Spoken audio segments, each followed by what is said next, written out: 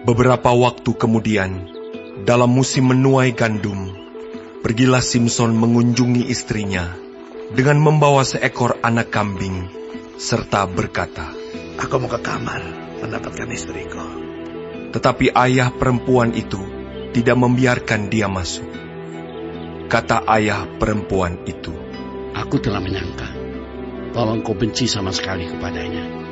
Sebab itu aku memberikannya kepada kawanmu. Bukankah adiknya lebih cantik daripadanya? Baiklah kau ambil itu bagimu sebagai gantinya." Lalu kata Simson kepadanya, "Sekali ini aku tidak bersalah terhadap orang Filistin apabila aku mendatangkan celaka kepada mereka." Maka pergilah Simson, ditangkapnya 300 anjing hutan, diambilnya obor, diikatnya ekor dengan ekor, dan ditaruhnya sebuah obor di antara tiap-tiap 2 ekor. Kemudian dinyalakannya obor itu, dan dilepaskannya anjing-anjing hutan itu ke gandum yang belum dituai kepunyaan orang Filistin, sehingga terbakarlah tumpukan-tumpukan gandum dan gandum yang belum dituai, dan kebun-kebun pohon zaitun. Berkatalah orang Filistin, "Siapakah yang melakukan ini?" Orang menjawab, "Simson, menantu orang Timna itu. Sebab orang itu telah mengambil istri Simson dan memberikannya kepada kawannya." Kemudian pergilah orang Filistin ke sana dan membakar perempuan itu beserta ayahnya. Lalu berkatalah Simson kepada mereka, "Jika kamu berbuat demikian, sesungguhnya aku takkan berhenti sebelum aku membalaskannya kepada kamu." Dan dengan pukulan yang hebat, ia meremukkan tulang-tulang mereka. Lalu pergilah ia dan tinggal dalam gua di bukit Batu Etam. Lalu majulah orang Filistin dan berkemah di daerah Yehuda, serta memencar ke Lehi. Berkatalah orang-orang Yehuda, "Mengapa kamu maju menyerang kami?" Lalu jawab mereka, "Kami maju untuk mengikat Simson dan memperlakukan dia seperti dia memperlakukan kami." Kemudian turunlah 3.000 orang dari suku Yehuda ke gua di gunung Batu Etam dan berkata kepada Simson, "Tidakkah kau ketahui bahwa orang Filistin berkuasa atas kita? Apakah juga yang telah kau perbuat terhadap kami?" Tetapi jawabnya kepada mereka, "Seperti mereka memperlakukan aku, demikianlah aku memperlakukan mereka."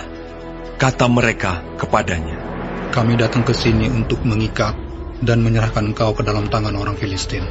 Tetapi jawab Simson kepada mereka, "Bersumpahlah kepadaku bahwa kamu sendiri tidak akan menyerang aku." Lalu kata mereka kepadanya, "Tidak, kami hanya mau mengikat engkau dan menyerahkan engkau ke dalam tangan mereka. Tetapi membunuh engkau kami tidak mau." Maka mereka mengikat dia dengan 2 tali baru dan membawa dia dari bukit batu itu. Setelah ia sampai ke Lehi, dan orang-orang Filistin mendatangi dia dengan bersorak-sorak, maka berkuasalah roh Tuhan atas dia, dan tali-tali pada tangannya menjadi seperti batang rami yang telah habis dimakan api, dan segala pengikatnya hancur tanggal dari tangannya. Kemudian ia menemui sebuah tulang rahang keledai yang masih baru. Diulurkannya tangannya, dipungutnya, dan dipukulnya mati 1.000 orang dengan tulang itu. Berkatalah Simson, "Dengan rahang keledai, bangsa keledai itu kuhajar. Dengan rahang keledai, 1.000 orang kupukul." Setelah berkata demikian, dilemparnya tulang rahang itu dari tangannya. Kemudian dinamailah tempat itu Ramat Lehi. Ketika ia sangat haus, berserulah ia kepada Tuhan, "Oleh tangan hamba-Mu ini telah Kau berikan kemenangan yang besar itu. Masakan sekarang aku akan mati kehausan dan jatuh ke dalam tangan orang-orang yang tidak bersurat itu." Kemudian Allah membelah liang batu yang di Lehi itu, dan keluarlah air dari situ. ia minum, lalu menjadi kuat dan segar kembali. Sebab itu dinamailah mata air itu mata air penyeru, yang sampai sekarang masih ada di Lehi. Ia memerintah sebagai hakim atas orang Israel dalam zaman orang Filistin 20 tahun lamanya.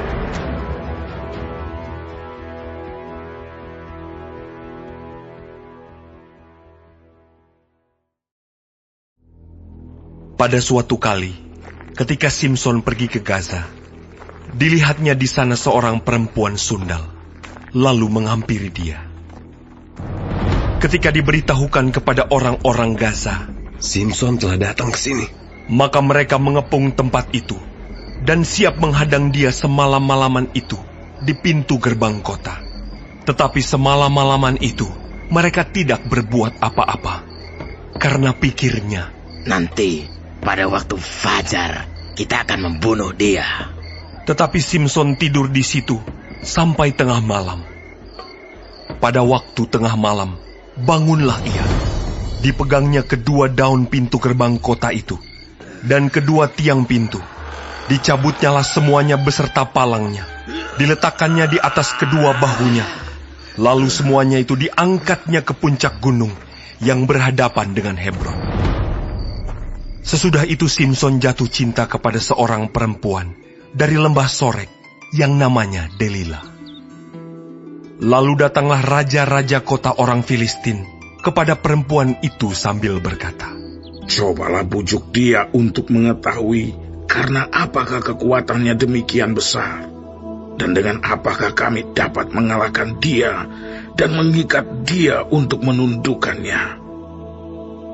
Maka kami masing-masing akan memberikan 1.100 uang perak kepadamu. Lalu berkatalah Delila kepada Simson, ceritakanlah kiranya kepadaku, karena apakah kekuatanmu demikian besar? Dan dengan apakah engkau harus diikat untuk ditundukkan? Jawab Simson kepadanya, jika aku diikat dengan 7 tali busur yang baru, yang belum kering, maka aku akan menjadi lemah dan menjadi seperti orang lain manapun juga. Lalu raja-raja kota orang Filistin membawa 7 tali busur yang baru yang belum kering kepada perempuan itu, dan ia mengikat Simson dengan tali-tali itu. Sedang di kamarnya ada orang bersiap-siap. Kemudian berserulah perempuan itu kepadanya, Orang-orang Filistin menyergap engkau, Simson! tetapi ia memutuskan tali-tali busur itu, seperti tali ram yang terbakar putus apabila kena api. Dan tidaklah ketahuan di mana duduk kekuatannya itu. Kemudian berkatalah Delila kepada Simson, Sesungguhnya engkau telah mempermain-mainkan dan membohongi aku. Sekarang ceritakanlah kiranya kepadaku, dengan apa engkau dapat diikat? Jawabnya kepadanya, Jika aku diikat erat-erat dengan tali baru, yang belum terpakai untuk pekerjaan apapun, maka aku akan menjadi lemah dan menjadi seperti orang lain manapun juga. Kemudian Delila mengambil tali baru. Diikatnyalah dia dengan tali-tali itu dan berseru kepadanya, Orang-orang Filistin menyergap engkau, Simson! Di kamarnya ada orang bersiap-siap, tetapi tali-tali itu diputuskannya tanggal dari tangannya, seperti benang saja. Berkatalah Delila kepada Simson, Sampai sekarang, engkau telah mempermain-mainkan dan membohongi aku. Ceritakanlah kepadaku, dengan apakah engkau dapat diikat? Jawabnya kepadanya, Kalau engkau menenun 7 rambut jalinku bersama-sama dengan lungsin, lalu mengokohkannya dengan patok, maka aku akan menjadi lemah dan menjadi seperti orang lain manapun juga. Kemudian perempuan itu mengokohkan lagi tenunan itu dengan patok. Lalu berserulah ia kepadanya, Orang-orang Filistin menyergap engkau, Simson! Tetapi ketika ia terjaga dari tidurnya, disentaknya lepas patok tenunan dan lungsinnya. Berkatalah perempuan itu kepadanya, Bagaimana mungkin kau berkata, aku cinta kepadamu, padahal hatimu tidak tertuju kepadaku. Sekarang telah 3 kali engkau mempermain-mainkan aku dan tidak mau menceritakan kepadaku. Karena apakah kekuatanmu demikian besar? Lalu setelah perempuan itu berhari-hari merengek-rengek kepadanya dan terus mendesak-desak dia, ia tidak dapat lagi menahan hati, sehingga ia mau mati rasanya. Maka diceritakannya kepadanya segala isi hatinya. Katanya, Kepalaku tidak pernah kena pisau cukur. Sebab sejak dari kandungan ibuku, aku ini seorang nazir Allah. Jika kepalaku dicukur, maka kekuatanku akan lenyap daripadaku. Dan aku menjadi lemah dan sama seperti orang-orang lain. ketika dilihat Delila bahwa segala isi hatinya telah diceritakannya kepadanya, disuruhnyalah memanggil raja-raja kota orang Filistin. Katanya, Sekali ini lagi, datanglah kemari, sebab ia telah menceritakan segala isi hatinya kepadaku. Lalu datanglah raja-raja kota orang Filistin itu kepadanya, sambil membawa uang itu. Sesudah itu dibujuknya Simson tidur di pangkuannya. Lalu dipanggilnya seorang, dan disuruhnya mencukur ke7 rambut jalinnya. Sehingga mulailah Simson ditundukkan oleh perempuan itu, sebab kekuatannya telah lenyap daripadanya. Lalu berserulah perempuan itu, Orang Filistin menyergap engkau, Simson. Maka terjagalah ia dari tidurnya serta katanya, Seperti yang sudah-sudah, aku akan bebas dan akan meronta lepas. Tetapi tidaklah diketahuinya bahwa Tuhan telah meninggalkan dia. Orang Filistin itu menangkap dia, mencungkil kedua matanya dan membawanya ke Gaza.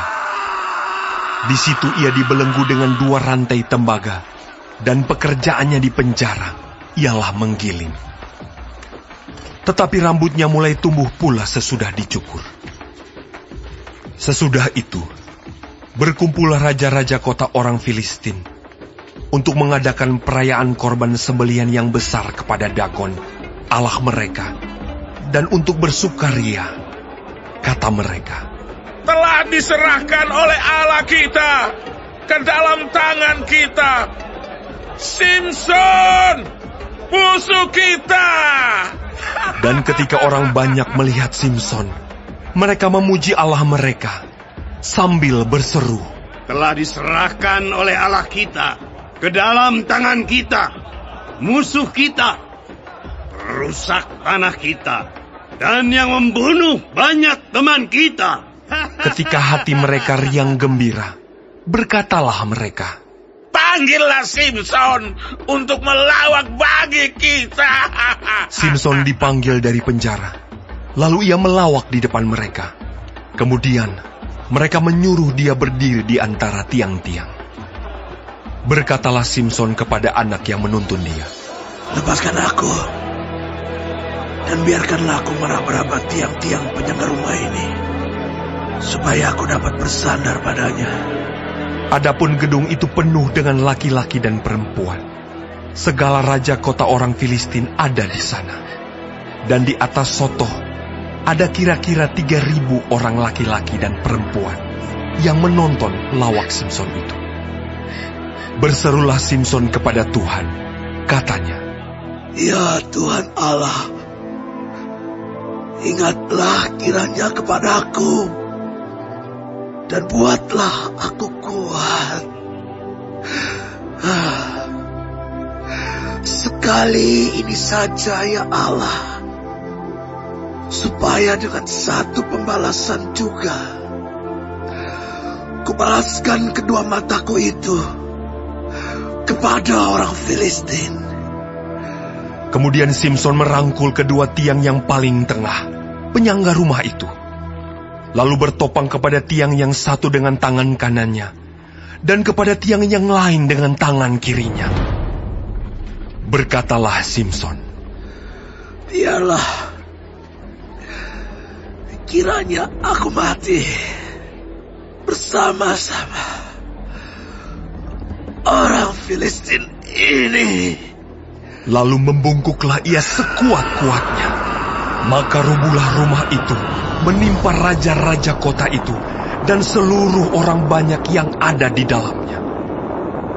Yang mati dibunuhnya pada waktu matinya itu, lebih banyak daripada yang dibunuhnya pada waktu hidupnya. Sesudah itu, datanglah ke sana saudara-saudaranya dan seluruh keluarganya. Mereka mengangkat dia dan membawanya dari sana, lalu menguburkannya di antara Zora dan Esitaol, di dalam kubur Manoah ayahnya. Dia memerintah sebagai hakim atas orang Israel 20 tahun lamanya. Yesus masuk ke kota Yeriko dan berjalan terus melintasi kota itu. Di situ ada seorang bernama Sakius, kepala pemungut cukai, dan ia seorang yang kaya. Ia berusaha untuk melihat orang apakah Yesus itu, tetapi ia tidak berhasil karena orang banyak sebab badannya pendek. Maka berlarilah ia mendahului orang banyak, lalu memanjat pohon ara untuk melihat Yesus yang akan lewat di situ. Ketika Yesus sampai ke tempat itu, ia melihat ke atas dan berkata, Zakeus, segeralah turun, sebab hari ini aku harus menumpang di rumahmu. Lalu Sakeus segera turun dan menerima Yesus dengan sukacita. Tetapi semua orang yang melihat hal itu bersungut-sungut. Katanya, ia menumpang di rumah orang berdosa. Tetapi Sakeus berdiri dan berkata kepada Tuhan, Tuhan, setengah dari milikku akan kuberikan kepada orang miskin. Dan sekiranya ada sesuatu yang kuperas dari seseorang, akan kukembalikan 4 kali lipat. Kata Yesus kepadanya, hari ini telah terjadi keselamatan kepada rumah ini, karena orang ini pun anak Abraham. Sebab anak manusia datang untuk mencari dan menyelamatkan yang hilang.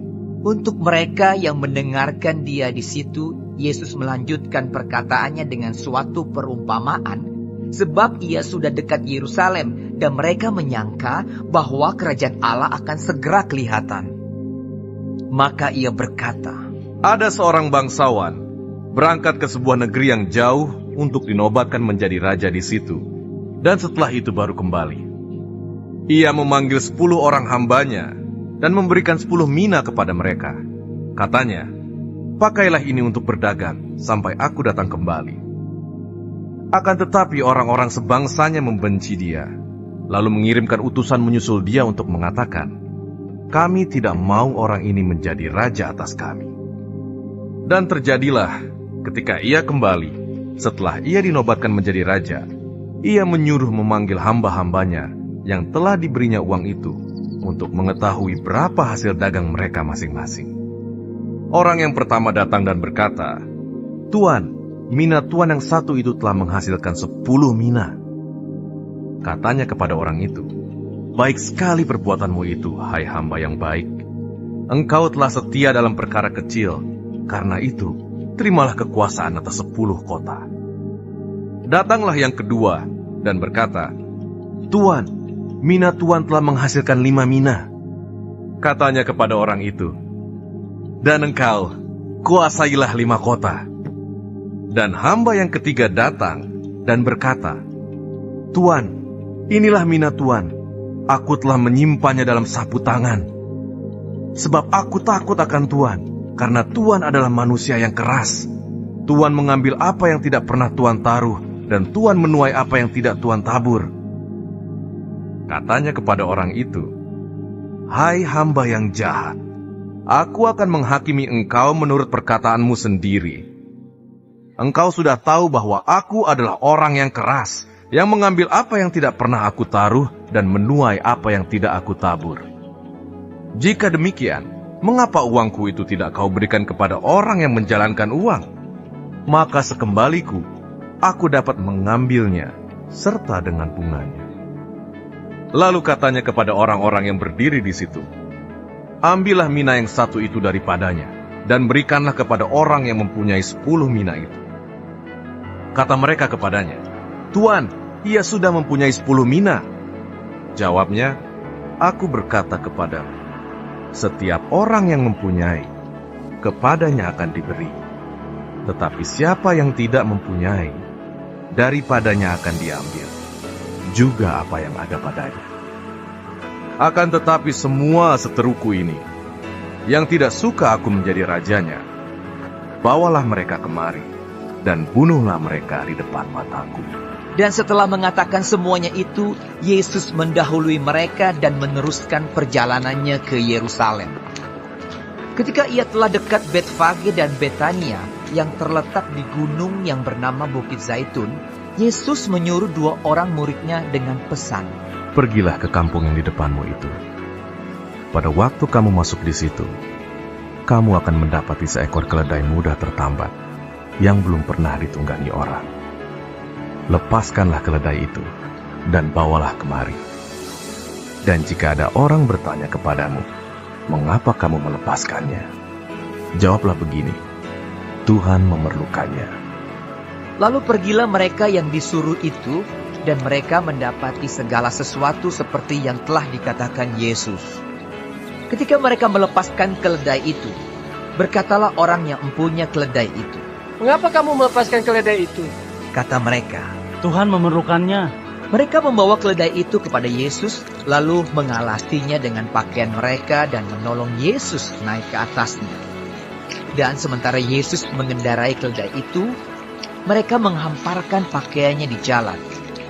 Ketika ia dekat Yerusalem, di tempat jalan menurun dari Bukit Zaitun, mulailah semua murid yang mengiringi dia bergembira dan memuji Allah dengan suara nyaring oleh karena segala mujizat yang telah mereka lihat.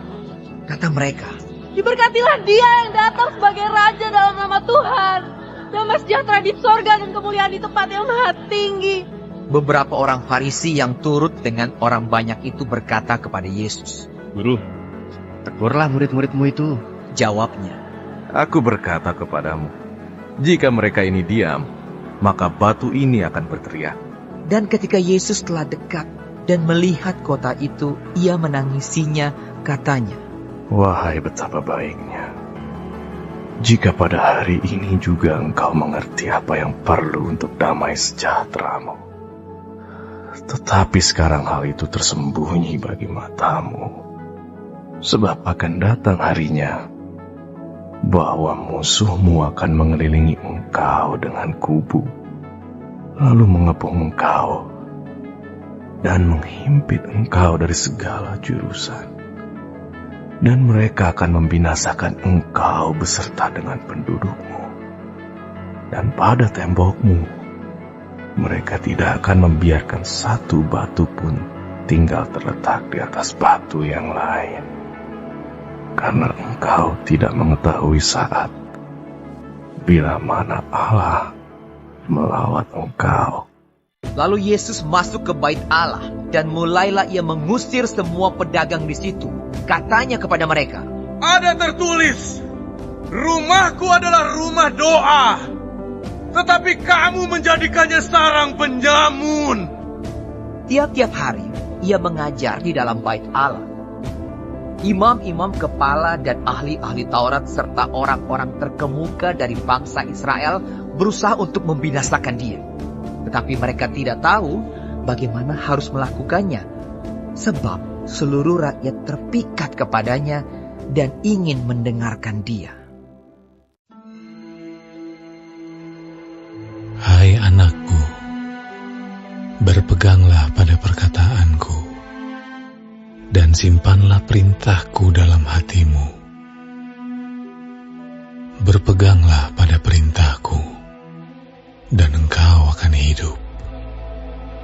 Simpanlah ajaranku seperti biji matamu. Tambatkanlah semuanya itu pada jarimu, dan tulislah itu pada loh hatimu. Katakanlah kepada hikmat, engkaulah saudaraku, dan sebutkanlah pengertian itu sanakmu. supaya Engkau dilindunginya terhadap perempuan jalang, terhadap perempuan asing yang licin perkataannya. Karena ketika suatu waktu aku melihat-lihat dari kisi-kisiku, dari jendela rumahku, kulihat di antara yang tak berpengalaman, kudapati di antara anak-anak muda seorang teruna yang tidak berakal budi, yang menyeberang dekat sudut jalan, lalu melangkah menuju rumah perempuan semacam itu pada waktu senja, pada petang hari, di malam yang gelap. Maka datanglah menyongsong dia seorang perempuan berpakaian sundal dengan hati licik, cerewet dan lihat perempuan ini. Kakinya tak dapat tenang di rumah. Sebentar ia di jalan dan sebentar di lapangan. Dekat setiap tikungan ia menghadang. Lalu dipegangnyalah orang teruna itu dan diciumnya. Dengan muka tanpa malu berkatalah ia kepadanya, "Aku harus mempersembahkan korban keselamatan. Dan pada hari ini telah kubayar nasarku itu. Itulah sebabnya aku keluar menyongsong engkau, untuk mencari engkau, dan sekarang kudapatkan engkau. Telah kubentangkan permadani di atas tempat tidurku, kain lenan beraneka warna dari Mesir. Pembaringanku telah kutaburi dengan mur, gaharu, dan kayu manis. Marilah kita memuaskan berahi hingga pagi hari, dan bersama-sama menikmati asmara. Karena suamiku tidak di rumah. Ia sedang dalam perjalanan jauh, sekantong uang dibawanya. Ia baru pulang menjelang bulan purnama." Ia merayu orang muda itu dengan berbagai-bagai bujukan. Dengan kelicinan bibir ia menggodanya. Maka tiba-tiba orang muda itu mengikuti dia seperti lembu yang dibawa ke pejagalan, dan seperti orang bodoh yang terbelenggu untuk dihukum. Sampai anak panah menembus hatinya, seperti burung dengan cepat menuju perangkap, dengan tidak sadar bahwa hidupnya terancam. Oleh sebab itu, hai anak-anak, dengarkanlah aku, perhatikanlah perkataan mulutku.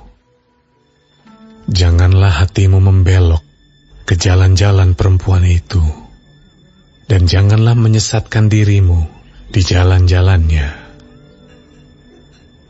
Karena banyaklah orang yang gugur ditewaskannya. Sangat besarlah jumlah orang yang dibunuhnya. Rumahnya adalah jalan ke dunia orang mati, yang menurun ke ruangan-ruangan maut.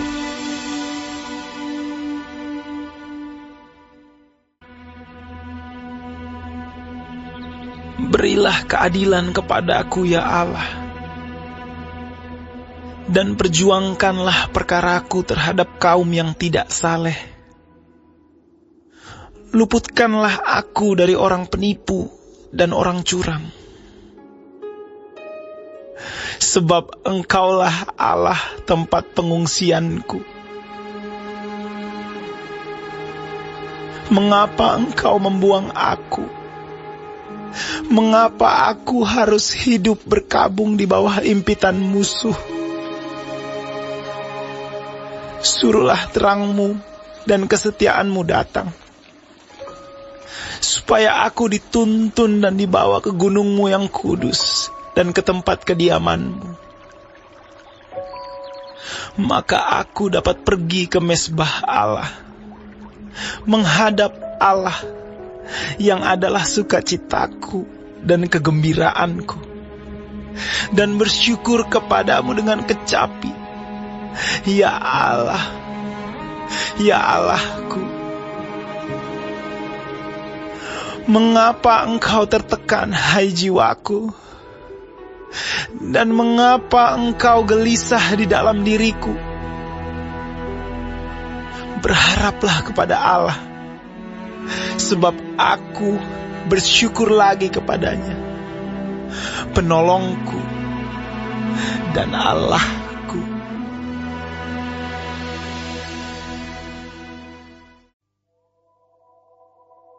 Hai orang-orang Galatia yang bodoh, siapakah yang telah mempesona kamu? Bukankah Yesus Kristus yang disalibkan itu telah dilukiskan dengan terang di depanmu? Hanya ini yang hendak ku ketahui daripada kamu. Adakah kamu telah menerima Roh karena melakukan hukum Taurat, atau karena percaya kepada pemberitaan Injil? Adakah kamu sebodoh itu? Kamu telah mulai dengan Roh. Maukah kamu sekarang mengakhirinya di dalam daging? Sia-siakah semua yang telah kamu alami sebanyak itu? Masakan sia-sia? Jadi bagaimana sekarang? Apakah Ia yang menganugerahkan Roh kepada kamu dengan berlimpah-limpah, dan yang melakukan mukjizat di antara kamu berbuat demikian karena kamu melakukan hukum Taurat, atau karena kamu percaya kepada pemberitaan Injil? Secara itu jugalah Abraham percaya kepada Allah, maka Allah memperhitungkan hal itu kepadanya sebagai kebenaran. Jadi kamu lihat bahwa mereka yang hidup dari iman, mereka itulah anak-anak Abraham. Dan kitab suci yang sebelumnya mengetahui bahwa Allah membenarkan orang-orang bukan Yahudi oleh karena iman, telah terlebih dahulu memberitakan Injil kepada Abraham. Olehmu segala bangsa akan diberkati. Jadi mereka yang hidup dari iman, mereka yang diberkati bersama-sama dengan Abraham yang beriman itu. Karena semua orang yang hidup dari pekerjaan hukum Taurat berada di bawah kutuk. Sebab ada tertulis, terkutuklah orang yang tidak setia melakukan segala sesuatu yang tertulis dalam kitab hukum Taurat. Dan bahwa tidak ada orang yang dibenarkan di hadapan Allah karena melakukan hukum Taurat adalah jelas. Karena orang yang benar akan hidup oleh iman. Tetapi dasar hukum Taurat bukanlah iman, melainkan siapa yang melakukannya akan hidup karenanya. Kristus telah menebus kita dari kutuk hukum Taurat dengan jalan menjadi kutuk karena kita. Sebab ada tertulis, terkutuklah orang yang digantung pada kayu salib. Yesus Kristus telah membuat ini supaya di dalam Dia berkat Abraham sampai kepada bangsa-bangsa lain, sehingga oleh iman kita menerima Roh yang telah dijanjikan itu. Saudara-saudara, baiklah kupergunakan suatu contoh dari hidup sehari-hari, suatu wasiat yang telah disahkan, sekalipun ia dari manusia, tidak dapat dibatalkan atau ditambahi oleh seorang pun. Adapun kepada Abraham diucapkan segala janji itu, dan kepada keturunannya. Tidak dikatakan kepada keturunan-keturunannya, seolah-olah dimaksud banyak orang, tetapi hanya satu orang, dan kepada keturunanmu, yaitu Kristus. Maksudku ialah janji yang sebelumnya telah disahkan Allah tidak dapat dibatalkan oleh hukum Taurat. yang baru terbit 430 tahun kemudian, sehingga janji itu hilang kekuatannya. Sebab, jikalau apa yang ditentukan Allah berasal dari hukum Taurat, ia tidak berasal dari janji. Tetapi, justru oleh janjilah Allah telah menganugerahkan kasih karunia-Nya kepada Abraham. Kalau demikian, apakah maksudnya hukum Taurat? Ia ditambahkan oleh karena pelanggaran-pelanggaran, sampai datang keturunan yang dimaksud oleh janji itu. Dan ia disampaikan dengan perantaraan malaikat-malaikat ke dalam tangan seorang pengantara. Seorang pengantara bukan hanya mewakili satu orang saja, sedangkan Allah adalah satu. Kalau demikian, bertentangankah hukum Taurat dengan janji-janji Allah? Sekali-kali tidak. Sebab andai kata hukum Taurat diberikan sebagai sesuatu yang dapat menghidupkan, maka memang kebenaran berasal dari hukum Taurat. Tetapi kitab suci telah mengurung segala sesuatu di bawah kekuasaan dosa, supaya oleh karena iman dalam Kristus, janji itu diberikan kepada mereka yang percaya. Sebelum iman itu datang, kita berada di bawah pengawalan hukum Taurat dan dikurung sampai iman itu telah dinyatakan. Jadi, hukum Taurat adalah penuntun bagi kita sampai Kristus datang, supaya kita dibenarkan karena iman. Sekarang iman itu telah datang. Karena itu, kita tidak berada lagi di bawah pengawasan penuntun. Sebab kamu semua adalah anak-anak Allah karena iman di dalam Yesus Kristus. Karena kamu semua yang dibaptis dalam Kristus telah mengenakan Kristus. Dalam hal ini, tidak ada orang Yahudi atau orang Yunani. Tidak ada hamba atau orang merdeka. Tidak ada laki-laki atau perempuan. Karena kamu semua adalah satu di dalam Kristus Yesus. Dan jikalau kamu adalah milik Kristus, maka kamu juga adalah keturunan Abraham dan berhak menerima janji Allah.